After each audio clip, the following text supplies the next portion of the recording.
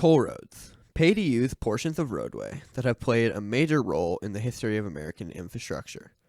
Some are incredibly important, collecting revenue for states in exchange for in-demand routes through usually populated cities or regions. But what happens when a toll road doesn't serve an important enough purpose for drivers to spend extra money to use it? Well, that's what we're going to talk about today, because I think I've found the worst toll road in the United States. Before the video starts though, please consider subscribing to the channel. We make content like this every week, so if that's the kind of thing you enjoy, I highly suggest you subscribe. Thank you. So first of all, I wanted to recommend a video on the subject from Mileage Mike. He made a great video on the highway in question around a year ago, and it was the inspiration for this video. I'll obviously give an overview of what we're talking about, but I'm definitely trying to add some new elements to the story. So with that out of the way, which highway are we talking about? Well, to find it, we need to move down to the southern United States, specifically the state of South Carolina. Now, within South Carolina, there are three major metros. Everyone knows Columbia and Charleston, so maybe you're assuming we'd be talking about one of those two cities. But in actuality, those aren't even the two biggest metropolitan areas in South Carolina, which is a topic for another video. But for now, we're looking at the Greenville-Spartanburg-Anderson metropolitan area. More specifically, just Greenville, where we find Interstate 185. So at its full length, it's a 17.7 mile spur route through the southern part of the metro into the main city. But for this video, we're only going to be talking about the 15-mile portion located to the south of I-85. So let's start by giving an overview of the route. First, it comes out of I-85 around 5 miles southwest of the downtown. From there, it takes a western turn and travels around the Lakeside Quarry before turning to the east. The first exit is with State Route 20 in the rural suburb of Golden Grove. Next, with US 25 and State Route 146. These two exits are important because they link up to the Donaldson Center Airport, which we'll talk about later, but they are just about as useful as you're going to get on this route. After that, it finds itself at a large interchange with I-385 and US 276, finally making its way into I-385 just over a mile later. Now, obviously, this is meant to be a beltway or bypass type highway going around downtown Greenville. But you notice one major thing. I-85, the highway that it spurs out of to the south, is already well south of downtown Greenville. So instead of going around the downtown, or looping around the main city, or even connecting into the main city, it's instead serving just the southern part of the metro with a few relatively small suburbs and new developments. So what purpose does it serve? Well, that's the same question everyone else is asking, because Greenville is a city that could use a bypass to help relieve some traffic, especially with its recent growth. Having an actual beltway or something like that would do a lot for the city.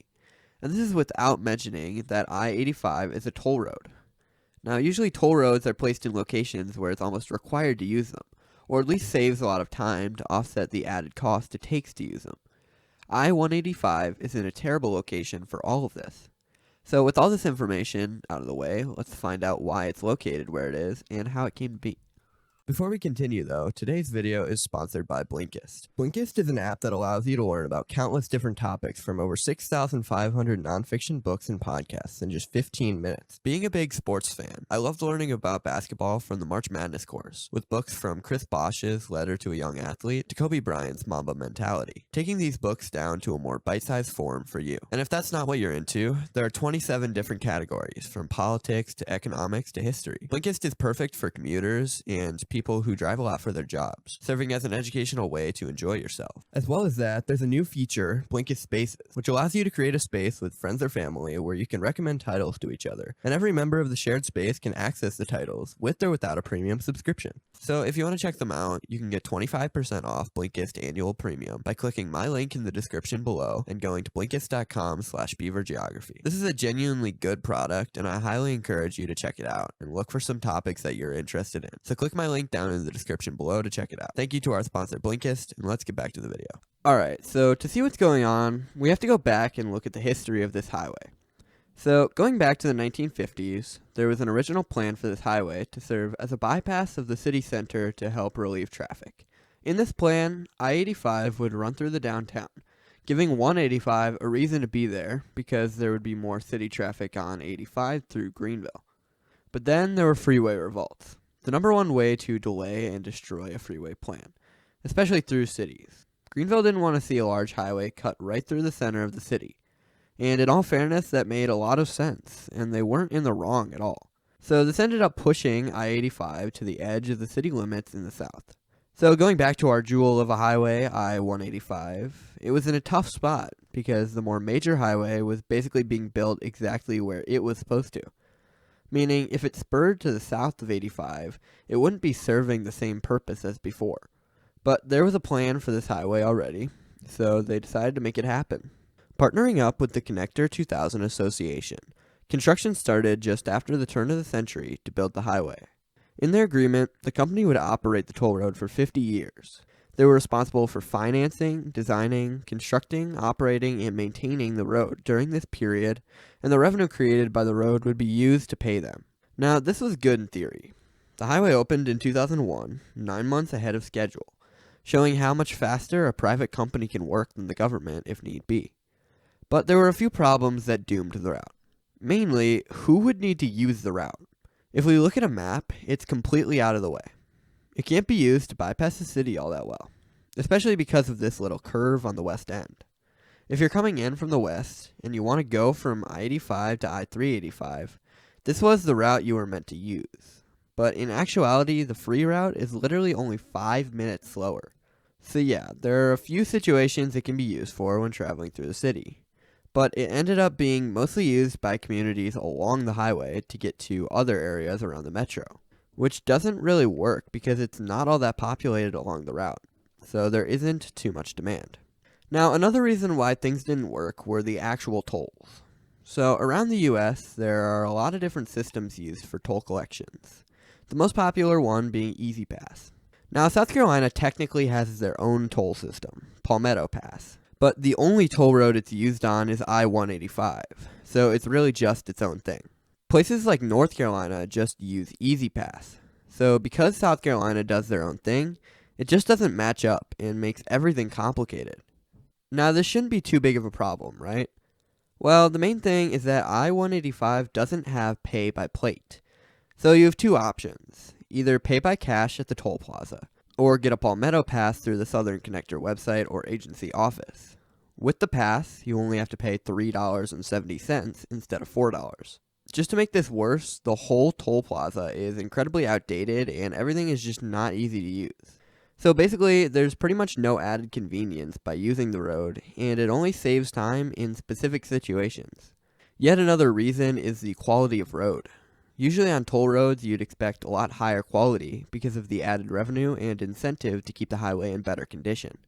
Because nobody uses I-185 and it hasn't made a lot of revenue, it's really not a nice road and there are a lot of cracks all over. Yet another reason why there isn't much pushing people to drive on I-185. So because of all of this, significantly less people used I-185 than expected. It remained pretty much empty from its opening years up until the present. This was terrible for the Connector 2000 Association, which went bankrupt in 2010 when they were reportedly $250 million in debt. Now this made sense, because the total cost of the highway was $754 million, and it hasn't been making nearly enough to be paid back in the amount of time they predicted. Right now it's making $1 million a year, and it isn't expected to be fully paid off until 2051. Now because of this, it hasn't just been an embarrassment of a project, but it's actually hurt the area. Growth in the southern region of Greenville has been much slower than in the east and west. And especially around the highway, there haven't been as many new developments as in other areas. The road serves as more of a growth barrier than anything else, keeping new subdivisions inside the loop and keeping the land outside of it, especially in places like Golden Grove and in the far south, more rural. Now, it's not all bad though, and there are a few things the highway helps with. First of all, the main draw is that it's not busy at all. So even though in the grand scheme of things this doesn't do much, it helps a few people who use it specifically to avoid the traffic of the main city. Apparently there isn't a ton of law enforcement on the route either, so you can drive faster and go around a lot of the chaos of Greenville. Only locals really know this, but if you're smart enough and know the areas, there are ways you can use the highway to your advantage. As well as that, the Donaldson Center Airport sees probably the most benefits of the highway of anywhere in the metro. It's right on the inside of I-185, and there's still a lot going on here. It used to be an Army air base, but now is used more as a large industrial hub and is publicly owned by the city and county of Greenville. The highway helps funnel truck traffic in and out of Donaldson Center and keeps them off of back roads in the smaller southern communities. So anyways, back to the highway at hand. I-185 is definitely the worst toll road in America, going against everything you need to create a decent toll road and actively failing at basically everything it was created to do. Basically nothing worked with this highway, becoming just a completely unnecessary freeway cutting through a growing area. Thanks for watching. Thank you to the members this week: Karen Hudson 81, Dominic Psyche, Sturfles, Rosebud, KMS162, Jeremy Jarvis, Haystack, Boss King Inc., Blank, Christopher DeAngelis, JL, Darkbird, Elijah Pass, Big Pasty, Jeremy Crone, Wolflink73, Snyder Swine, Florida Jake, Stormy Knight, Nikita Martinoff, Benjamin Whiting, Ryan Devins, Hazev the Wolf, and Bryson. I appreciate you all so much. You really help out the channel. If you want to become a member, the link is down in the description below. It just helps me out as a person. All of this goes into my savings for the future. So if you appreciate the content and you want to support me, this is the best way to do it. Thank you.